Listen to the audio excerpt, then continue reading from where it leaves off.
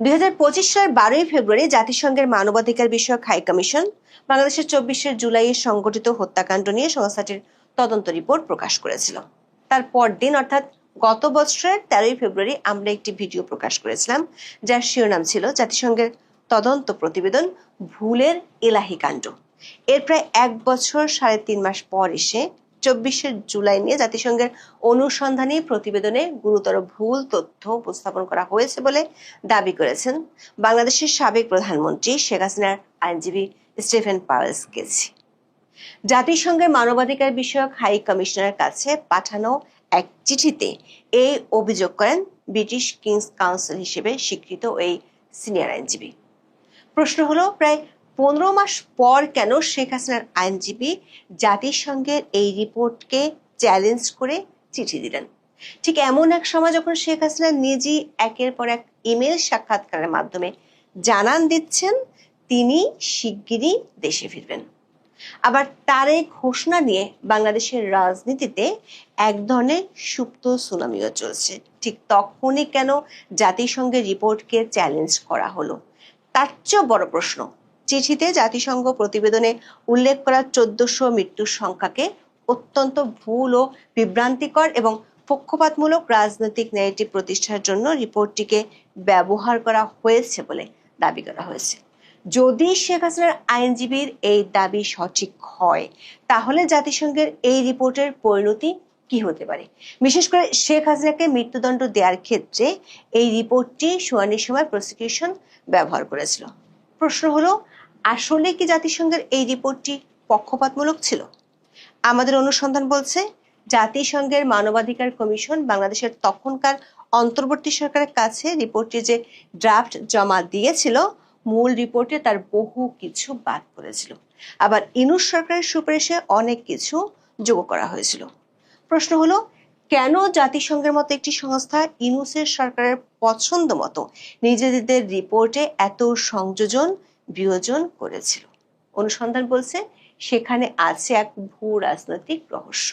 বিস্তারিত জানতে চলুন যাওয়া যাক বিশ্লেষণে। শেখ হাসিনার আইনজীবী স্টিফেন পাওয়েলস কেসি, যিনি এর আগেও শেখ হাসিনার পক্ষ থেকে জাতিসংঘকে একাধিক চিঠি দিয়েছেন। স্টিফেন পাওয়েলস কেসি সবশেষ চিঠি দিলেন 28 মে। চিঠিটি 3 পৃষ্ঠার। চিঠি দেওয়ার তথ্য জানিয়ে ভারতীয় সংবাদ মাধ্যম দ্য স্টেটসম্যান এবং বাংলাদেশি সংবাদ মাধ্যম টাইমস অব বাংলাদেশের খবরে বলা হয়েছে, 2025 সালের 12ই ফেব্রুয়ারি জাতিসংঘ মানবাধিকার দপ্তর বাংলাদেশের 24শে জুলাই ও আগস্টের বিক্ষোভ সংক্রান্ত মানবাধিকার লঙ্ঘন ও নির্যাতন শীর্ষক যে অনুসন্ধানী প্রতিবেদন প্রকাশ করেছে তা নিয়ে গভীর উদ্বেগ রয়েছে। এই চিঠির মূল উদ্দেশ্য ছিল OHCHR এর প্রতিবেদনে উল্লেখিত 1400 মৃত্যুর পরিসংখ্যানকে চ্যালেঞ্জ করা এবং এটি প্রত্যাহারের দাবি জানিয়ে চিঠি দেওয়া হয়েছে জাতিসংঘের মানবাধিকার বিষয়ক হাই কমিশনার ভলকার তুর্ককে, যিনি নিজেই বিদেশি গণমাধ্যমে স্বীকার করেছিলেন বাংলাদেশের সেনাবাহিনীকে জুলাই আন্দোলনকারীদের পক্ষে রাখার জন্য সতর্ক করেছিলেন। স্টিফেন পাওয়েলস কেসি তার চিঠিতে উল্লেখ করেন, জাতিসংঘের প্রতিবেদনে ব্যবহৃত 1400 নিহতের সংখ্যাটি কোনো সুনির্দিষ্ট প্রমাণ বা যাচাইকৃত তালিকা ছাড়াই অত্যন্ত অতিরঞ্জিতভাবে উপস্থাপন করা হয়েছে। চিঠিতে বলা হয়, এই বিশাল অতিরঞ্জিত সংখ্যাটি মূলত শেখ হাসিনার সরকারকে উৎখাত করার ঘটনাকে নৈতিক ও আন্তর্জাতিকভাবে বৈধতা দিতে এবং অন্তর্বর্তীকালীন সরকারের ক্ষমতা লাভকে ন্যায়সঙ্গত হিসেবে চিত্রায়িত করতে তৈরি করা একটি রাজনৈতিক ন্যারেটিভের অংশ। স্টিফেন পাওয়েলস কেসি তার চিঠিতে এই পরিসংখ্যানগত অসঙ্গতি প্রমাণের জন্য 3টি বিষয় তুলে ধরেন। প্রথমত, অন্তর্বর্তী সরকারের নিজস্ব গেজেটের সাথে অমিল। ডাউটি স্টেটের চিঠিতে দেখানো হয়, খোদ বাংলাদেশের অন্তর্বর্তীকালীন সরকারের স্বাস্থ্য মন্ত্রণালয় কর্তৃক প্রকাশিত সরকারি গেজেটে জুলাই আগস্টের সহিংসতায় নিহতের সংখ্যা প্রায় 834 থেকে 841 জন উল্লেখ করা হয়েছে। জাতিসংঘের দাবি করা 1400 পরিসংখ্যান এই সরকারি গেজেটের সংখ্যার চেয়ে প্রায় দ্বিগুণ। দর্শক, জাতিসংঘের ফ্যাক্টস ফাইন্ডিং দলের রিপোর্ট তার 10 ও 11 পৃষ্ঠায় বলা হয়েছে, তাদের 1400 জনের হিসেবের একমাত্র উৎস ছিল অন্তর্বর্তী সরকারের দেয়া তথ্য। প্রতিবেদনটিতে বলা হয়েছে, প্রতিবেদন চূড়ান্ত করার সময় স্বাস্থ্য মন্ত্রণালয় 841 জন মৃত্যুর তথ্য রেকর্ড করেছিল। এছাড়া NSI বিক্ষোভের সময় নিহত 14 জনের নাম সরবরাহ করেছে। এগুলোর সঙ্গে বিভিন্ন নাগরিক সংস্থা থেকে পাওয়া প্রতিবেদন তুলনা করে জাতিসংঘ নিহতের মোট সংখ্যার একটি অনুমানে পৌঁছেছে, যার অর্থ হলো জাতিসংঘ শুধু ইউনুসের সরকার ও বিভিন্ন সংস্থা থেকে পাওয়া সংখ্যাগুলো যোগ করে দিয়েছে। এই বিষয়টি আমরা গত বছর প্রচার করে ভিডিও।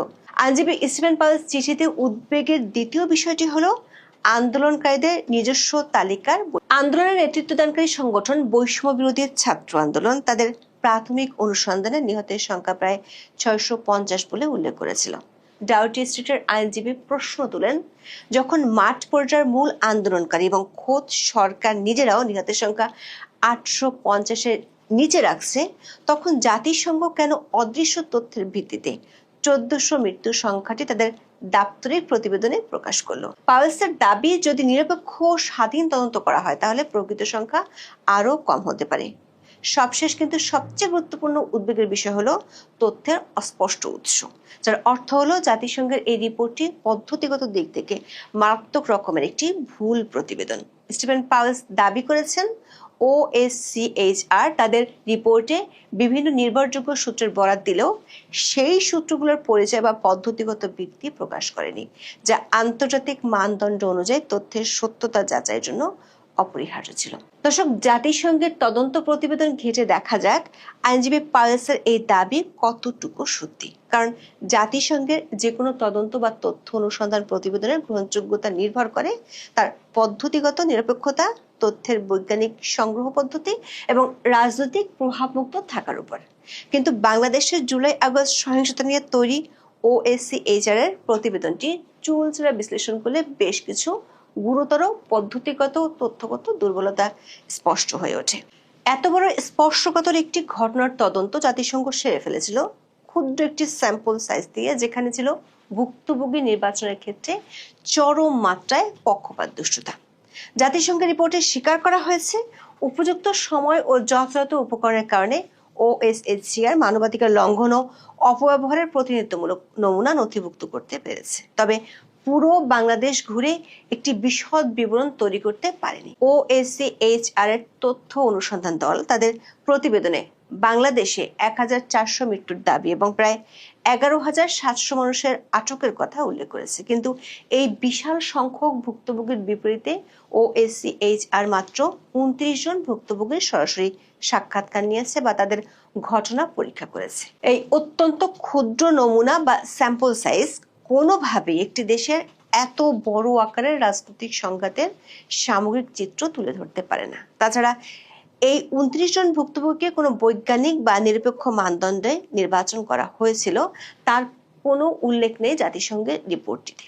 অভিযোগ আছে OSCHR টিম মূলত অন্তর্বর্তীকালীন সরকার এবং বিজয়ী রাজনৈতিক শক্তির অনুগত কর্মকর্তাদের সুপারিশ অনুযায়ী নির্দিষ্ট ভুক্তভোগীদের সাথে কথা বলেছিল, যার ফলে রিপোর্টের ফলাফল চরম পক্ষপাত দুষ্ট হয়েছে। জাতিসংঘের রিপোর্টে বলা হয়েছে, বাংলাদেশের সাধারণ মানুষের কাছে তথ্য চেয়ে আহ্বান জানিয়েছিল জাতিসংঘ, কিন্তু মাত্র 6 জন ব্যক্তি তাদের এই আহ্বানে সাড়া দিয়েছিল। এমনকি সেনাবাহিনীর মতো গুরুত্বপূর্ণ সরকারি সংস্থাও জামাতে ইসলামের মতো রাজনৈতিক দলও ভলকার তুর্কের টিমকে তখন বুড়ো আঙ্গুল দেখিয়েছিল। মজার তথ্য হলো, যে আইজিপি মামুনকে রাজসাক্ষী করে শেখ হাসিনার মৃত্যুদণ্ড দেওয়া হয়েছিল, সেই আইজিপিরই সাক্ষাৎ পায়নি তখন জাতিসংঘের টিম। জাতিসংঘের মূল রিপোর্টের 2 নম্বর পৃষ্ঠার 9 নম্বর পয়েন্টে বলা হয়েছে, দুঃখের বিষয়, আটক সাবেক মহাপুলিশ পরিদর্শকের সাক্ষাৎকার নিতে OSCHR অনুরোধ করলেও তা গ্রহণ করা হয়নি। আইনজীবী স্টিফেন পাউয়েল দাবি করেছেন, প্রকৃত সত্য থেকে এত দূরে থাকা একটি সিদ্ধান্তে জাতিসংঘের প্রতিবেদন পৌঁছানো অত্যন্ত উদ্বেগজনক। তিনি চিঠিতে লেখেন, এতে অনুসন্ধান প্রক্রিয়ার বিশ্বাসযোগ্যতা প্রশ্নবিদ্ধ হয়েছে এবং রাজনৈতিক সহিংসতাকে উস্কে দেওয়া ও বৈধতা দেওয়ার জন্য ভুল তথ্য ব্যবহারের একটি বিপজ্জনক নজির তৈরি হয়েছে।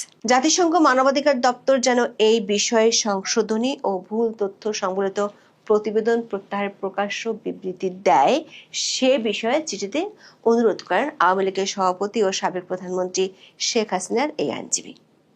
স্টিফেন পাউয়েলের সবচেয়ে গুরুতর অভিযোগটি হলো, জাতিসংঘের দল শেখ হাসিনার বিরুদ্ধে আনা রাজনৈতিক উদ্দেশ্য প্রণীত অভিযোগ যথাযথভাবে যাচাই না করায় গুরুতর ভুল তথ্য সংবলিত প্রতিবেদন প্রকাশ করা হয়েছে। জুলাই আন্দোলনের মতো সহিংস বিক্ষোভে এত মানুষের মৃত্যু অবশ্যই একটি মর্মান্তিক ঘটনা মন্তব্য করে তিনি বলেন, শেখ হাসিনার সরকার পুলিশের অতিরিক্ত বল প্রয়োগ তদন্তে একটি কমিশন গঠনের প্রক্রিয়া ছিল। তবে অতিরঞ্জিত মৃত্যুর সংখ্যা ব্যবহার করে শেখ হাসিনাকে শান্তিপূর্ণ বিক্ষোভকারীদের গণহত্যার নির্দেশদাতা হিসেবে উপস্থাপন করা হয়েছে এবং এটি ছিল সরকার উৎখাতের প্রচারণার একটি গুরুত্বপূর্ণ অংশ। জাতিসংঘের মানবাধিকার দপ্তরের প্রতিবেদন এভাবে ভুল ও উস্কানিমূলক তথ্যকে বৈধতা দেওয়ার কাজে ব্যবহৃত হওয়া অত্যন্ত দুঃখজনক এবং এটি ভবিষ্যতে জাতিসংঘের মানবাধিকার প্রক্রিয়া রাজনৈতিকভাবে ব্যবহারের বিপজ্জনক নজির তৈরি করেছে বলেও অভিযোগ করা হয় চিঠিতে। শেখ হাসিনার বিরুদ্ধে বাংলাদেশের আন্তর্জাতিক অপরাধ ট্রাইব্যুনাল যে আদালত তাকে মৃত্যুদণ্ড দিয়েছিলেন, সেখানে এই জাতিসংঘের রিপোর্টটি সরকারের পক্ষে ব্যাপকভাবে ব্যবহার করা হয়েছিল।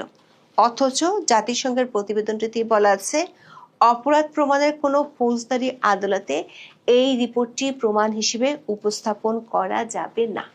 স্টিফেন পাওয়েলসের 3 নম্বর অভিযোগটি সবচেয়ে ভয়াবহ।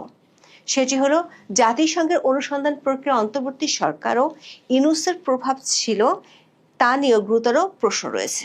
উল্লেখ করে পাওয়েলস বলেন, শেখ হাসিনার রাজনৈতিক প্রতিপক্ষরাই অনুসন্ধান কার্যক্রমের প্রধান ভূমিকা পালন করেছে বলে মনে হচ্ছে। দর্শক, 2024 সালের 23 জুলাই তৎকালীন প্রধানমন্ত্রী শেখ হাসিনার কাছে পাঠানো একটি চিঠিতে প্রথম ফ্যাক্ট ফাইন্ডিং মিশনের প্রস্তাব দিয়েছিলেন জাতিসংঘের মানবাধিকার বিষয়ক হাই কমিশনার ভলকার তুর্ক। ওই সময় বাংলাদেশের পরিস্থিতি খুবই উত্তপ্ত ছিল। এরপর 2024 সালের 14 আগস্ট অন্তর্বর্তীকালীন সরকার প্রধান উপদেষ্টা মোহাম্মদ ইউনূস জাতিসংঘের মানবাধিকার কমিশনারের কার্যালয়ে হাই কমিশনারকে টেলিফোন করে ফ্যাক্ট ফাইন্ডিং মিশন পরিচালনার অনুরোধ করেন।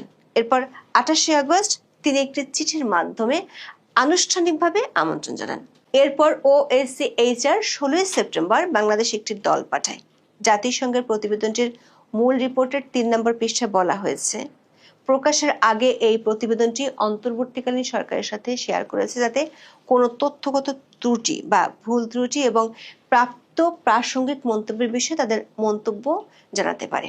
আমাদের অনুসন্ধান বলছে, তখনকার অন্তর্বর্তী সরকার ড্রাফটটি থেকে অনেক কিছু বাদ দিয়েছিল। যেমন আন্দোলন চলাকালে 2024 সালের 19 জুলাই রাত আনুমানিক 9টার দিকে গণভবনের দায়িত্ব পালনের উদ্দেশ্যে ব্যক্তিগত মোটরসাইকেল নিয়ে বাসা থেকে বের হন বাংলাদেশ পুলিশের নায়ক গিয়াসউদ্দিন।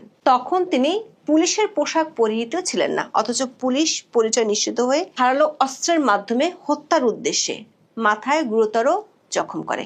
ধারালো অস্ত্রের আঘাতে রাস্তায় পড়ে গেলে আসামিরা লোহার রড ও লাঠি দিয়ে পুলিশ সদস্য গিয়াসউদ্দিনের শরীরের বিভিন্ন স্থানে এলোপাথারি আঘাত করে। ঘটনাস্থলে তাকে হত্যা করা হয়। এরপর তাকে রশি দিয়ে ফুটওভার ব্রিজের সাথে ঝুলিয়ে রাখে। মৃতদেহ নিয়ে পৈশাচিক আনন্দে মেতে ওঠে এবং মৃতদেহ গুম করার লক্ষ্যে বিবস্ত্র করে মৃতদেহে আগুন লাগিয়ে পোড়ানোর চেষ্টা করে। জাতিসংঘের তদন্ত দল এই ঘটনাটির পেছনে কারা ছিল সেটি প্রতিবেদনটির ড্রাফটে উল্লেখ করেছিল, কিন্তু মোহাম্মদ ইউনূসের দপ্তর থেকে এমন বহু কিছু বাদ দেওয়া হয় ওই রিপোর্টটি থেকে। প্রশ্ন হলো, কেন জাতিসংঘের মতো একটি সংস্থা ইউনূসের এমন চাওয়া মেনে নিয়েছিল? অনুসন্ধান বলছে, এর পেছনে আছে 2টি কারণ। 1, ইউনূসের সাথে ভলকার তুর্কের ব্যক্তিগত সখ্যতা। 2, রাখাইন করিডোরের লোভ। জাতিসংঘ মহাসচিব ওই সময় রাখাইন করিডোর দেওয়ার প্রস্তাব করেছিলেন। সেই করিডোর পাওয়ার আশায় জাতিসংঘ ইউনূসের দপ্তরের সব প্রস্তাব মেনে নিয়েছিল। বাংলাদেশে 2024 সালের জুলাই আগস্টে কি ঘটেছিল সে বিষয়ে জাতিসংঘ যেন ভুল তথ্য প্রচারের হাতিয়ার হয়ে না দাঁড়ায় তা নিশ্চিতে ওই প্রতিবেদন সংশোধন ও প্রকাশ্য বিবৃতিতে পুরো বিষয়টি তুলে ধরা প্রয়োজন বলে মনে করেন স্টিফেন পাওয়েলস। এখন প্রশ্ন হলো, জাতিসংঘের এই রিপোর্টের বিরুদ্ধে শেখ হাসিনার এই আইনজীবীর অভিযোগ কি জাতিসংঘ আমলে নেবে? এক্ষেত্রে গোল্ডস্টোন রিপোর্টের ঐতিহাসিক দৃষ্টান্ত এবং জাতিসংঘের প্রাতিষ্ঠানিক নীতির কথা তুলে ধরা যায়। 2009 সালে গাজা যুদ্ধ নিয়ে তৈরি হয়েছিল গোল্ডস্টোন রিপোর্ট। ওই রিপোর্টে ইসরায়েল ও হামাস উভয়ের বিরুদ্ধে যুদ্ধাপরাধের অভিযোগ আনা হয়েছিল, কিন্তু 18 মাস পর 2011 সালে বিচারপতি রিচার্ড গোল্ডস্টোনের এই রিপোর্ট প্রত্যাহার করেছিলেন। বাংলাদেশের ক্ষেত্রে জাতিসংঘের এই রিপোর্ট শেখ হাসিনার মৃত্যুদণ্ড রায়ের ক্ষেত্রে অনেকখানি প্রভাব রেখেছিল। এমনিতে আন্তর্জাতিক ক্ষেত্রে এই রায় নিয়ে বহু প্রশ্ন আছে। এখন যদি জাতিসংঘের প্রতিবেদনের মূল মৃত্যুর সংখ্যাই অতিরঞ্জিত ও ভুল প্রমাণিত হয়, তবে আন্তর্জাতিক সম্প্রদায়ের কাছে পুরো ব্যাপারটি হাস্যকর হয়ে যাবে। আবার ইউনূস সরকারের নৈতিক বৈধতার সংকট নিয়ে নতুন করে প্রশ্ন উঠবে। এখন এ পর্যন্ত। সবাই ভালো থাকুন, সুস্থ থাকুন, নিরাপদে থাকুন। দেখা হবে আগামী পর্বে।